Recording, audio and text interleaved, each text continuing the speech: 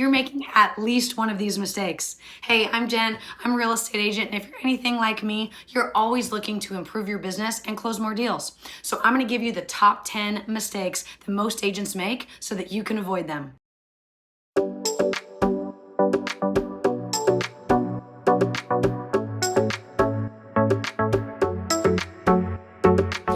Mistake number one, you don't lead gen or you don't do it consistently. I will hound this point in to the agents that are on my local and national team because I mentor them and I let them know.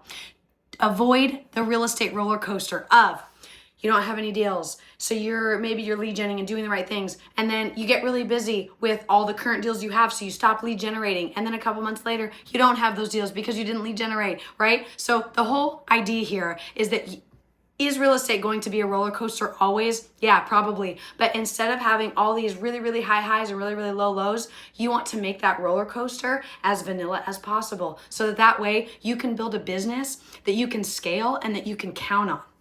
So not lead generating is the number one, biggest, most important thing that people make a mistake on, that they don't do it consistently or they just don't do it all because they're afraid to have conversations with people.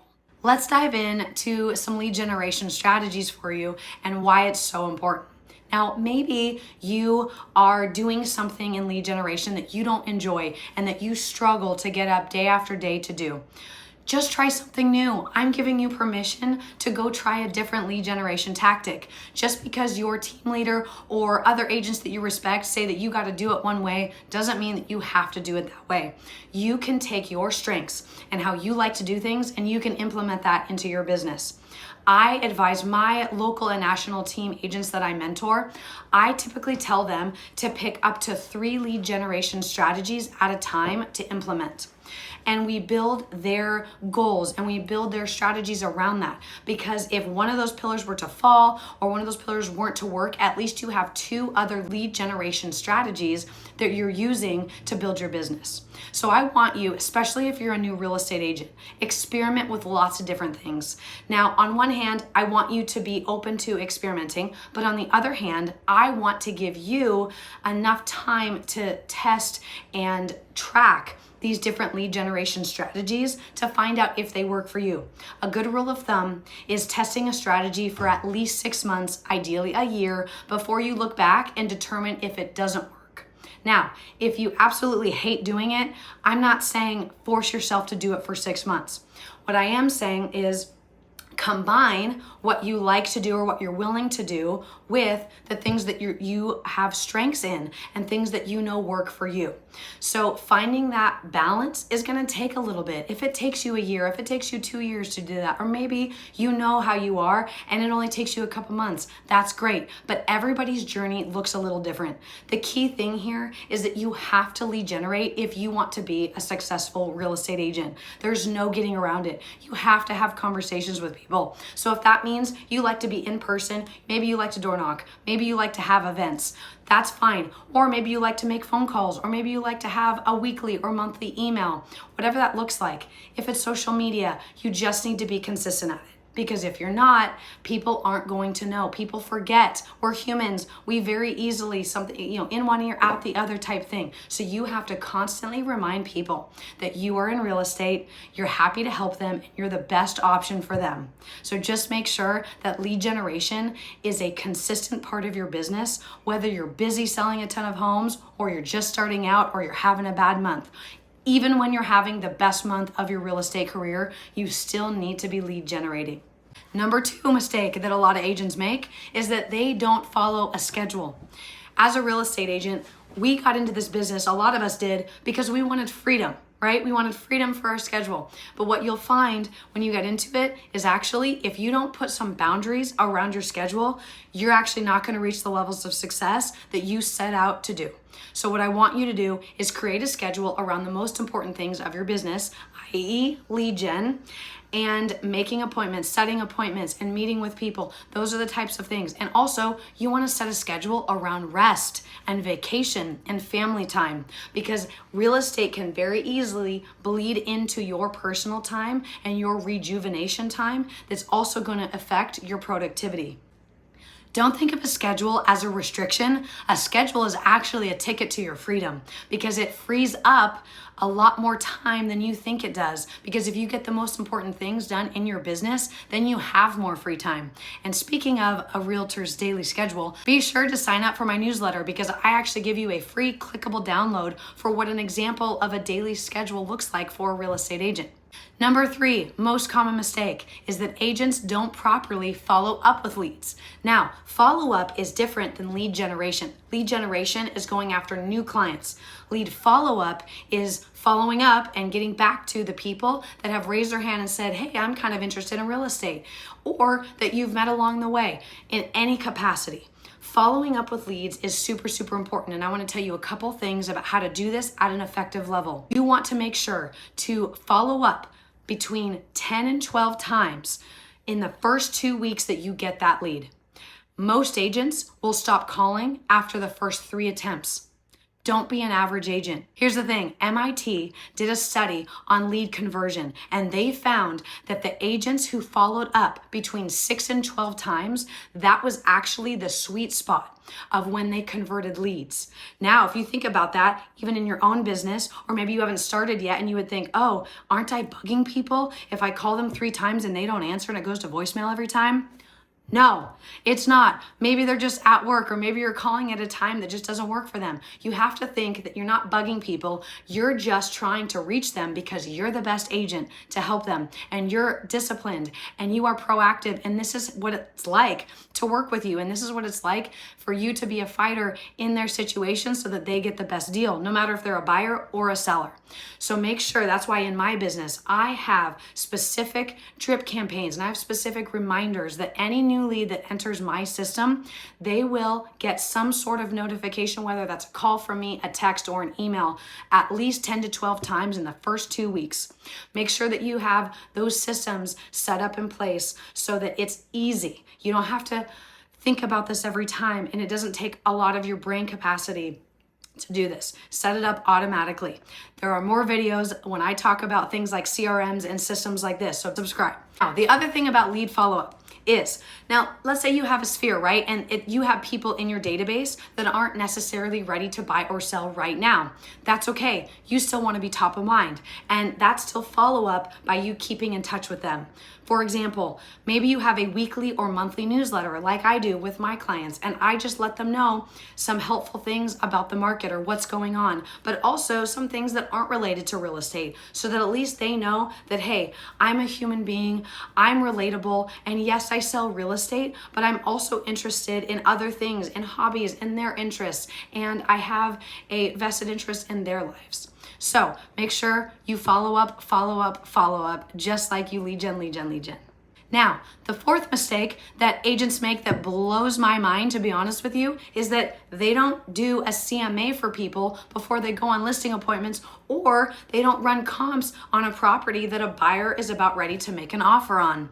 A CMA stands for a comparative market analysis on a property. Basically, for sellers, it's telling them what their property is worth. And for a buyer, you're advising them on what we're about to offer on this property. Is that accurate? Is that what this property is worth? So make sure that you understand a market and make sure that you do these in practice. Maybe you don't have a ton of clients right now, but you can absolutely run CMAs on any property that's out there, whether it's listed or whether it's not. And you can actually send CMAs to people in your database, even if they're not looking into buying or selling. You could send a homeowner a CMA and just say, hey, here's a equity report or a CMA or whatever you want to call it, because I just wanted to share with you some information about your home and your neighborhood. And this can just start a conversation. Even if they're not looking to buy or sell, people want to know what their house is worth. So think of this as you're providing value. The more value you provide, the more successful your business is going to be.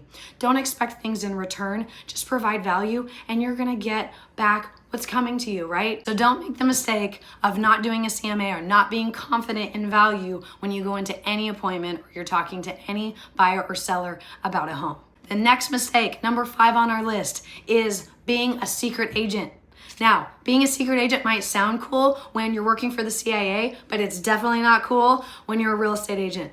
You want to let people know that you're in real estate. And I know, especially when you first start out, trust me, I was the same way. I didn't want to share this with my family and friends because I was afraid that I was just going to come across as salesy, and that was the only reason why I wanted to build relationships and talk with the people that I knew. But here's the thing, the people that know, like, and trust you, if you approach them in a way that's not apologetic or like, ooh, like, sorry, but like if you are looking to buy or sell, I can help you. Don't have that mindset. Have a mindset of, I care the most about my friends and family more than any other real estate agent. And I am going to work the hardest for the people that I know. So why wouldn't they use me? Why wouldn't they want to know what you do, what you're an expert at? And even if you're new, why wouldn't they want to use you? Because you're going to work the hardest for them. And if you don't know the answer, you know how to get it because you're resourceful and you're a problem solver and you are an action taker. This is the mindset you want to have. So do not be a secret agent. Let people know what you do and be confident in how you do it. Think about it this way. If you had a friend that was a plumber, wouldn't you call him up if you had a plumbing issue? It's the same way. Why would you not be the obvious choice for people when they already know, like, and trust you? Maybe you're worried that you're going to lose a friendship over it. Here's the thing. If you're friends with somebody, wouldn't you go above and beyond to help them? Absolutely. If you're a lazy person or you're not going to do a good job for them, yeah, like that would probably ruin the relationship. But if you're watching this video, that's probably not you. You care about the people that are in your sphere, that are in your database. You care about friends and family. So go into it being confident. You've got this and you are the best choice for the people in your database. Mistake number 6, spending your commission check before it hits your bank account. No. This is not what we want to do. You do not want to over celebrate just because you go pending on something or just because someone agrees to work with you. I know, I get it. I still get excited, once I get an offer pending for my buy. But do not go spend that money before that check hits your account. Also, don't spend the money that you have to go pay in taxes. Make sure you know these things. Where the money comes from and where it has to go after it hits your account is super important, which is a side little mistake in addition to not spending that check before it hits the bank account.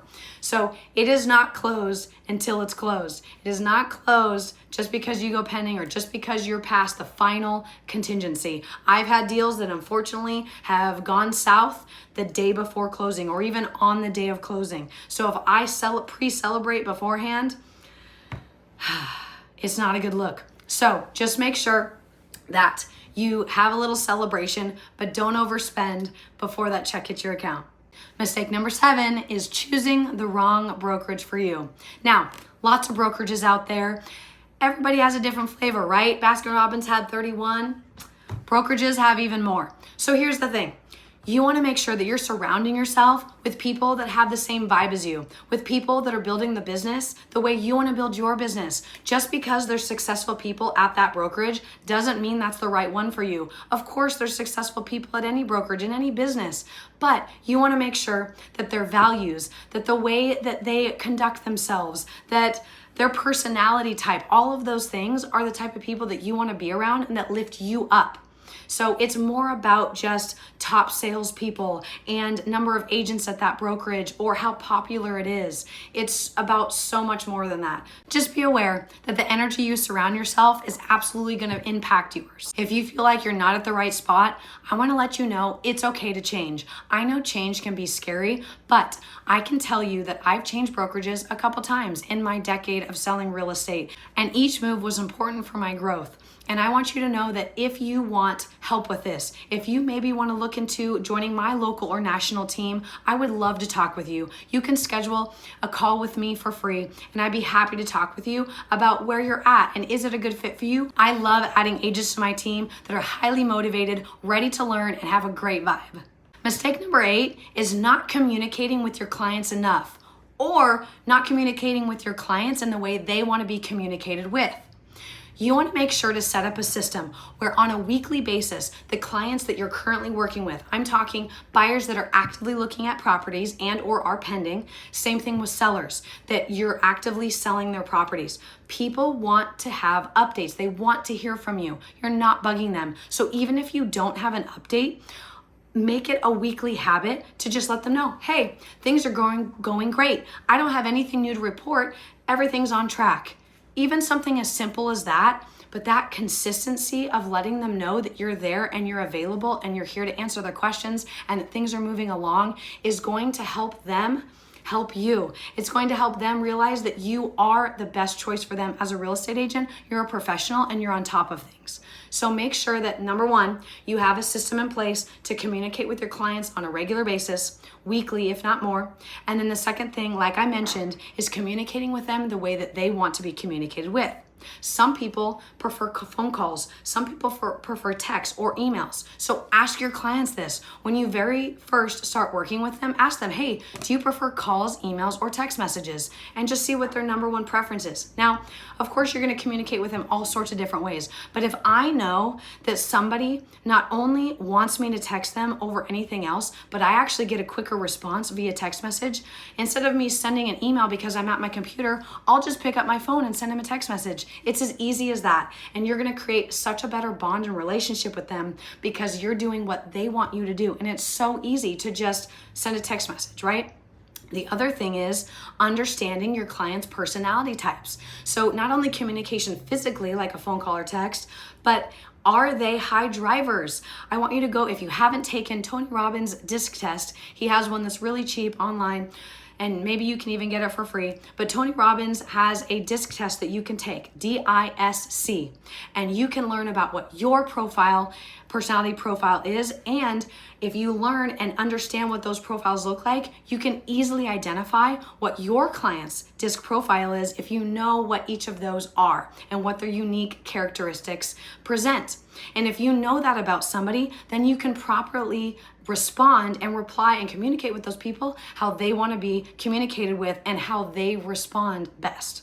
So for example, let's say you have a high D, which is a driver, someone that makes decisions quickly. They don't care about all the details. They just want to move forward in the process. They don't want all the BS. They don't want all the fluff. They just want you to tell you the facts and then move on. A person like that, you need to respond in a confident, sure, bullet point way, right? Versus someone that's highly analytical. We call those C-type personalities. Lawyer or an engineer type personality. In most cases, they're going to be highly detail-oriented. They're going to read every single word on the contract that you present them. And that's okay too. So make sure you slow down the pace of your speech with them. Not because they're dumb or they don't get it. No, these people are highly intelligent, but they want to hear every single detail. They want to know every single piece of the contract and understand it before they put pen to paper. So just make sure you know who you're dealing with. And I guarantee you, again, you're going to get more referrals from understanding this and communicating with people the way they want to be communicated with. Mistake number 9, lack of good habits. Now, we all have habits, whether you think we do or not. Do you have a certain way that you wash your body in the shower in the morning? I bet you do. I bet you do. I bet either you start with your hair and then your body, or maybe you do your body, then your hair, right? Or do you wash from the toes to your head or from your head to your toes? So here's the thing. I'm not going to do the hokey pokey right now, but what I will do is tell you that you have some bad habits in there. And if you are intentional about creating good ones and getting rid of the ones that are bad, that don't serve you and your business, then you are not going to reach the levels that you want to reach. So first and foremost, you have to determine what are the good habits that I currently do that I can increase and do more of? And what are the bad habits that I do or the bad mindset that I have that I can change, that I can actually turn around, flip on its head, and make my business improve and grow if I stop doing them? Make sure that you not only know these things, but then you actively work on them and then you continually follow up. Follow up with yourself. Check in. Do I have the right motivation? Do I have the right mindset? Am I doing the things that a highly successful real estate agent does? Now, this is one of my favorite things to talk about. Absolutely like and subscribe for more tips on habits and having a morning routine and all the things that I do so that I can be a top producer in my market. Other thing that I want you to do as far as habits goes is read books on habits. One of my top books that I love is Atomic Habits by James Clear. It's one of the game changers in my business after I read it. Go get it, whether it's Audible or you buy it on Amazon or wherever they sell books. Atomic Habits by James Clear. Game changer, go do it. Now, the final number 10 mistake that agents make is being afraid to try new things and being afraid of failure. Now, I know you're like, Jen, I'm new to this business. I'm afraid of everything right now. I'm afraid to pick up the phone call because I don't know what to say to anybody. Or, Jen, I've been operating at a certain business level for this long, and there's gonna have to be change in my business for me to grow, and that's scary. I'm used to doing the things the way that I do them, and if I change and if I grow, I'm gonna have to do things differently. I get it. I've been here multiple times. I've hit a ceiling multiple times in the past decade of me selling real estate, and it has required me to get up enough gumption to be able to change and do something different. And yes, it creates more work. Yes, it takes me from being comfortable in what I've been doing to now failing at something. Because sometimes when you try something new, most times when you try something new, you fail at it.